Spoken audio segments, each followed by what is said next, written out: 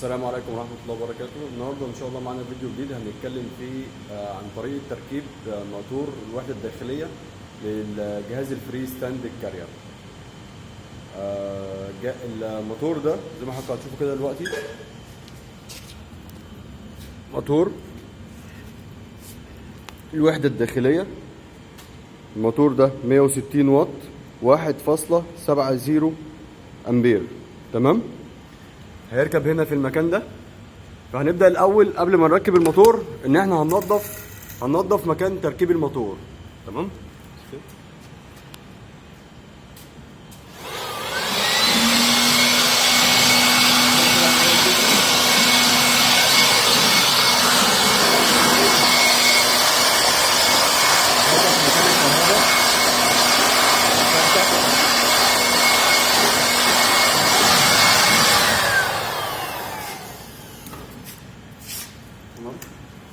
الموتور ده احنا كنا فكيناه عشان خاطر كان بيعمل صوت، كان في حاجه كده لما بيجي يشتغل. فاحنا جبنا موتور جديد وهنركبه مكانه. طريقه تركيبه بقى ازاي؟ في اربع قواعد هنا اهو، 4 قواعد مع 4 رجول هنا. هنركب الموتور كده. الموتور هيبقى تركيبه كده لتحت، السلك ده يبقى نازل لتحت عشان السلك ده بينزل لي من الفتحه دي كده. هنركبه كده، نقعده مكانه. تمام، هنجيب الورد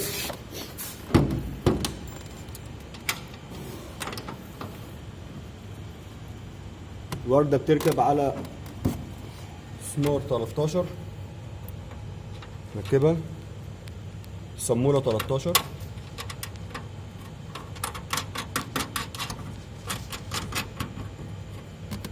الرجل التانية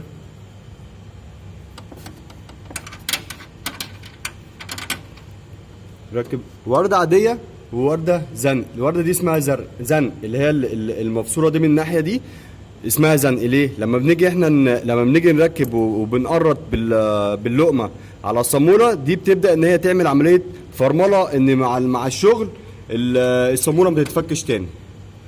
ركب الصامولة بتاعتها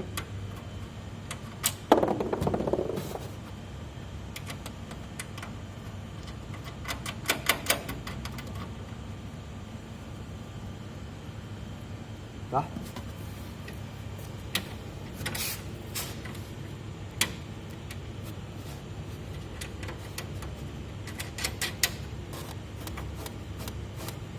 طبعا اهم حاجه يا جماعه النظافه. على طول تعمل بالباور. انت هنا مكان سحب الهواء، ده مكان سحب الهواء، دي مروحه السحب للوحده الداخليه، دي الفانه بتاعت السحب. فعلى طول انت لازم تعمل صيانه دوريه، لان لما احنا في الفيديو اللي فات لما فكينا الموتور باظ والبلي قفش بسبب عدم الصيانه الدوريه. فلازم انت على طول كده بالبلاور تنظف وحده التكييف بتاعتك. دي روزيتة الكهرباء. هننزلها من الفتحه دي اللي هي هنا، دي اللي احنا قلنا عليها المره اللي فاتت. ننزلها كده بالراحه عشان خاطر مفيش سلك يقطع معانا. واحده واحده كده.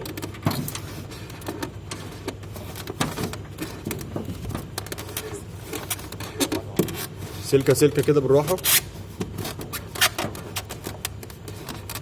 خلي بالنا برضو منحاولش نقرص على الفل ده، منحاولش نقرص عشان ده فل، عشان ما يتكسرش معايا. ده فل بالراحه كده، وواحده واحده وانت شغال.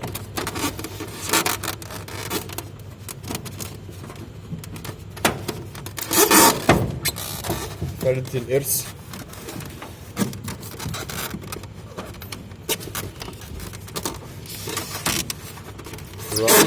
نبدأ ان احنا نزق كده ونسحب من تحت.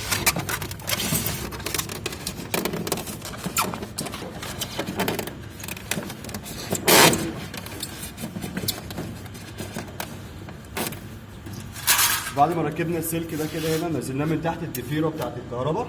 بنعمل اللي هي الصاجه بتاعت الحمايه دي. صاجه الحمايه دي بتتحط هنا كده، عشان ده لو فضل كده من غير صاجه الحمايه الريشه وهي بتلف هتفضل تحك فيه وممكن يتقطع ويعمل لي قفله او يحرق لي الموتور. فدي معموله عشان خاطر ايه؟ تحافظ لي على السلك ده. بتتركب ازاي؟ في هنا ضفرين، فين الضفرين دول؟ دول ضفرين ودول ضفرين، وعندي هنا فتحتين اهو، فتحه هنا اهي وفتحه هنا، تمام؟ بركب انا كده، بزق السلك كده لجوه كويس، تمام؟ وبرفع بخلي الفتحتين دول قدام الضفرين دول كده، وبفضل رافع فوق كده وبزق لجوه.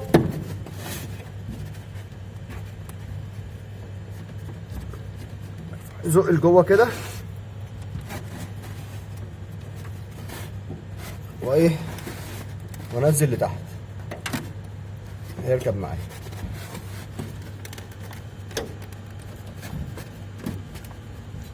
ده بس كده شويه، مكان ضيق.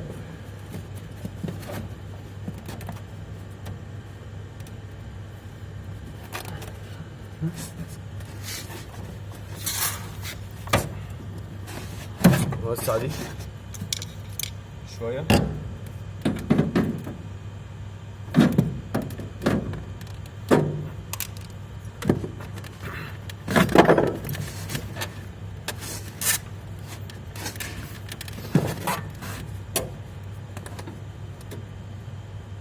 زق لجوه، زق من تحت لجوه،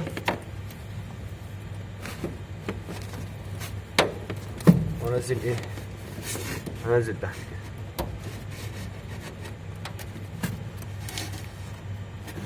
تعالى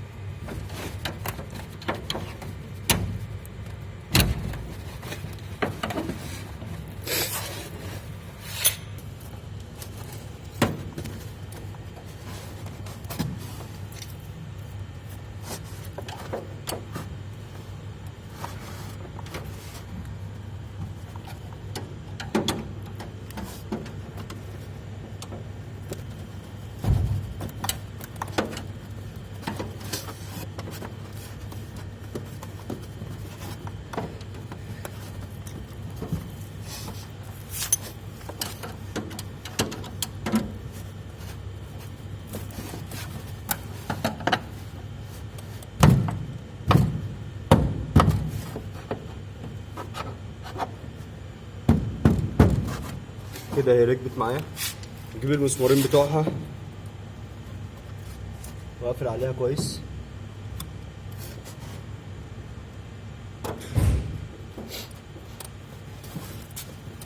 مسمارين صليبه،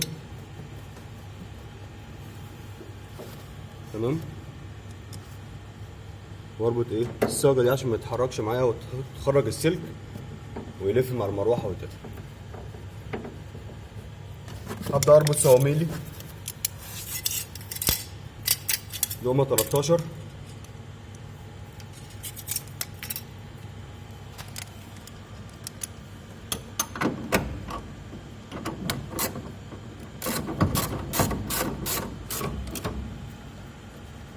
هو مثبت بس ايه، ما يشد معايا خلاص كده، ما اقعدش اقرط كده، اقرط والمسمار ايه يتكسر معايا جامد.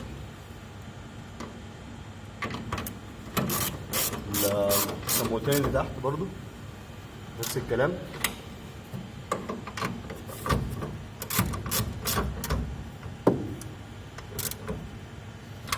كده الموتور قعد مكانه وركب مكانه. هبدأ بقى اركب الريشه بتاعتي، ادخلها كده بالراحه،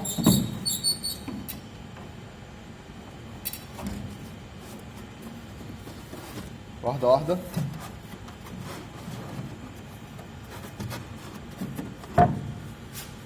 سنترها على الاكس نفسه، وابدا ان انا ايه ازوق كده بالراحه، تمام كده. اوكي خلاص ركبت معايا.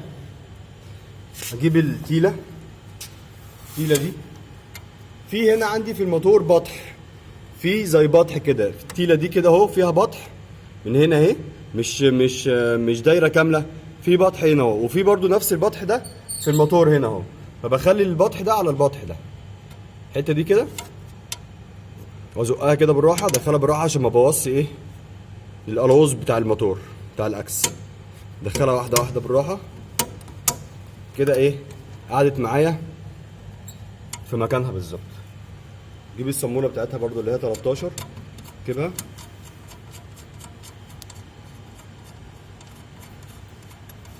حط الورده اللي هي الزنق دي الاول، ركبها، قفل عليها كويس جدا عشان ده طبعا ايه متحركه، عشان ما تطيرش معايا. لو انا مش رابطها كويس هتطير معايا. اربط عليها كده كويس جدا.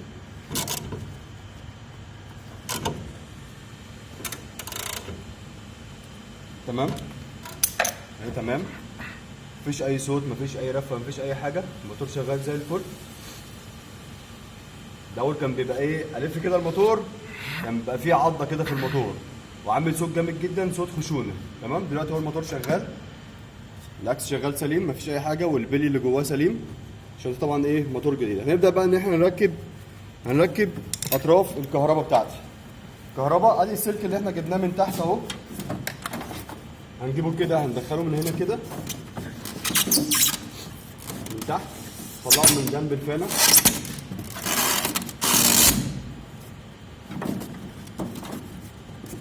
نطلعه فوق كده، ندخله في مكانه هنا.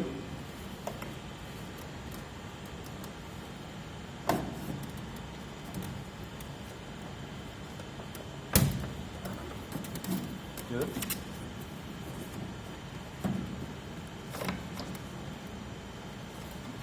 ابدا ان انا اقفل عليه الساقطين بتوع الجناب دول هنا كده، واقفل دي الناحيه الثانيه. اركب الروزيتا بتاعتي اللي خارجه لي من الكارته، اللي هي بتديله كهرباء واوامر الاوامر اللي هي بتاعت السرعات من الريموت هنا الناحيه الثانيه.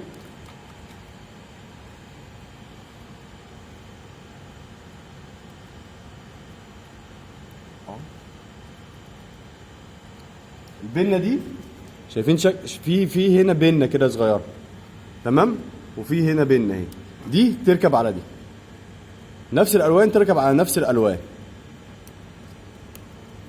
كده. خلاص دي ركبت معايا. هبدا ان انا اركب الكباستور بتاعي.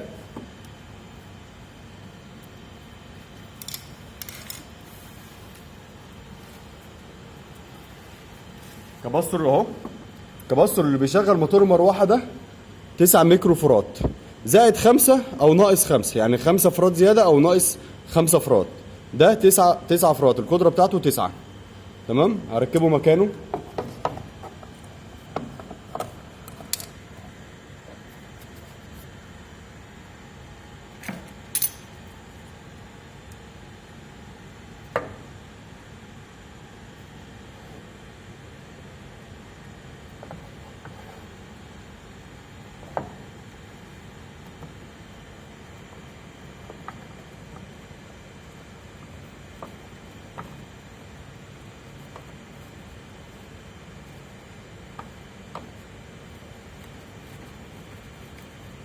ركبه كويس عشان ما يقعش مني. فردتين الكباستور اهم، فرده شمال وفرده يمين. اركب فرده هنا واركب فرده هنا.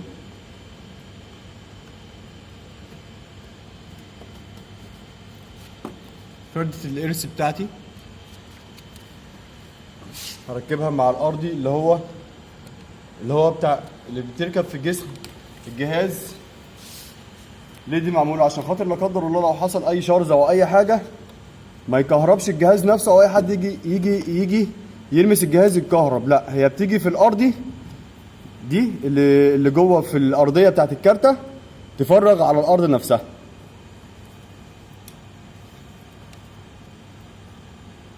ركبها هنا اهو مكانها.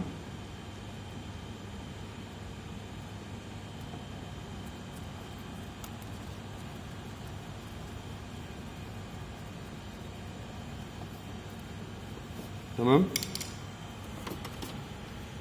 كده احنا خلصنا ايه الكهرباء، وخلصنا وركبنا الكباستور، ركبنا الموتور،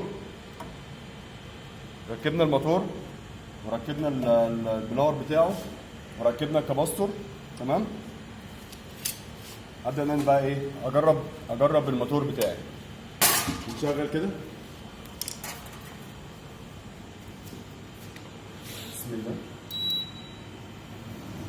ادي الموتور اهو اشتغل معانا زي الفل، مفيش اي حاجه، مفيش اي صوت عضه، مفيش اي صوت خشونه في الموتور.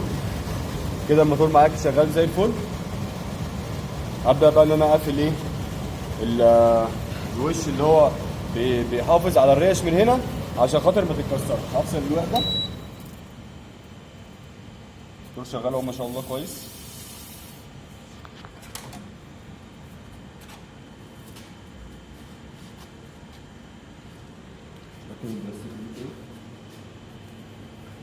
نضفها كويس برضو من التراب. اي حاجه في الجهاز عليها تراب لازم تتنضف. اي حاجه في الجهاز ده بالذات لازم تتنضف. لان انا كنت عامل لكم فيديو قبل كده، شفتوا كميه التراب اللي كانت على الفلتر كانت عامله ازاي، وصوت التصفير اللي في الجهاز، ان الجهاز ما كانش قادر يسحب بسبب التراب وبسبب قله صيانه. فانت على طول خلي فيه صيانه دوريه. حتى لو عندك في البيت سبليت، شباك، اي جهاز، خلي على طول فيه صيانه، وعلى طول تبقى منضف الفلاتر، على طول تبقى منضف جهازك عشان خاطر ما يعملكش الاعطال دي. تمام. هاجي اركب دي ازاي؟ عندي هنا بص رجول، وعندي هنا اماكن بتركب فيها الرجول هنا عشان ما نكسرش بس الفله دي. بركب انا كده في الفاضي، وبلف ايه ناحيه اليمين كده. خلاص هي دي كده ايه اتقفلت معايا. هبدا اركب ان انا اركب وش الكارته اللي هو الصاج ده.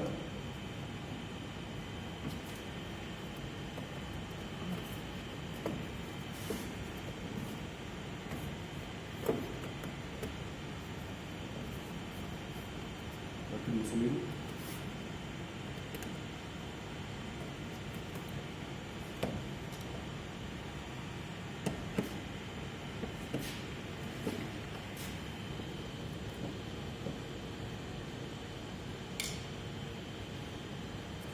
واحده واحده كده على الجهاز انت بتركب الحاجه عشان خاطر مفيش حاجه تضيع منك، مفيش حاجه تقع منك، ما تشدش السلك ويتقطع منك.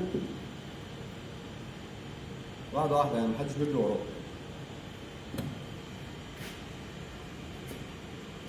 هنعرف بقى ازاي الموتور اللي احنا فكيناه ده، يعني الموتور اللي احنا فكيناه ده اللي هو كان عامل صوت جامد جدا، وكان عامل صوت نحره وكان عامل صوت عضه كده، والجهاز شغال ومخلي الجهاز ايه يعمل كده زي فايبريشن. طب هل الموتور ده احنا هنرميه؟ لا طبعا الموتور ده بيتصلح، وان شاء الله هنعمل لكم حلقه ازاي الموتور ده بيتصلح وايه المشكله اللي كانت فيه بالظبط، وهنغير له بلي، وان شاء الله هنغير له بلي مع بعض وهتشوف البلي ده بيتغير ازاي. كده خلاص انا قفلت جهازي خالص. قفل الوش بتاعي. فلتر اهو طبعا نضيف، فلتر نضيف اهو مش وسخ. لازم على طول الفلاتر دي تبقى نضيفه على طول.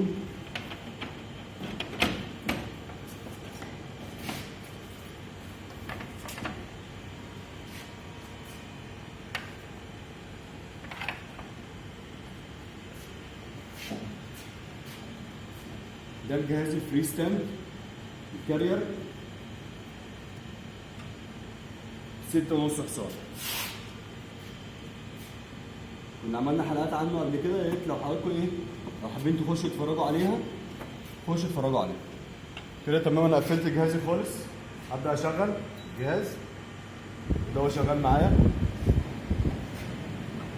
البلاور شغال زي الفل، الهواء طالع كويس. هبدا اشغله فول. الاول انا مشغله فان عشان ايه اختبر بس المروحه، فانا عامله على فان. هبدا بقى ان انا اشغله فول.